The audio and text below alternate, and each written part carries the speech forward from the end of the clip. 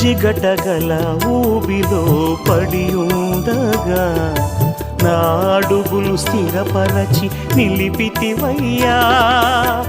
హిసోపుతో నన్ను కడుగుము యేసయ్యా, హిమము కంటెను తెల్లగా మార్చయ్యా.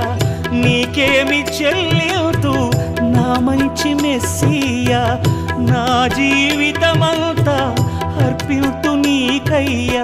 ప్రేమ కరుణ నీ కృప చాలు, ప్రేమ కరుణ నీ కృప చాలు.